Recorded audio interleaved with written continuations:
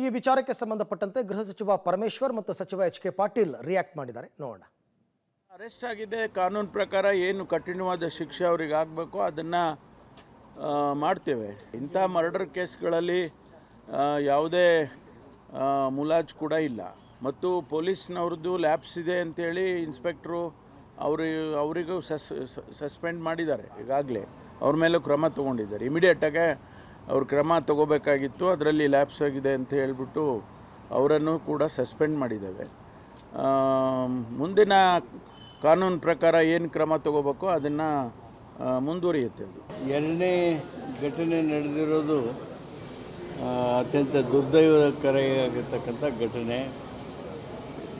ಇಂಥ ಘಟನೆ ಮರುಕಳಿಸಿದಂತೆ ಸೂಕ್ತವಾದ ಕ್ರಮಗಳ ಬಗ್ಗೆ ಗೃಹ ಸಚಿವರು ಈಗಾಗಲೇ ಭರವಸೆಯನ್ನು ಕೊಟ್ಟಿದ್ದಾರೆ ಹಾಗೂ ಆ ದಿಸೆಯಲ್ಲಿ ಅವರು ಕ್ರಮ ಕೈಗೊಳ್ತಾ ಇದ್ದಾರೆ. ಇದು ಆ ವಿಕೃತ ಮನಸ್ಸಿನ ವ್ಯಕ್ತಿಗಳೇನು ಮಾಡ್ತಾರಲ್ಲ ಅವುಗಳಿಗೆ ಇನ್ನೂ ಹೆಚ್ಚು ಲಗಾಮ್ ಹಾಕ್ತಕ್ಕಂಥದ್ದು ಏನು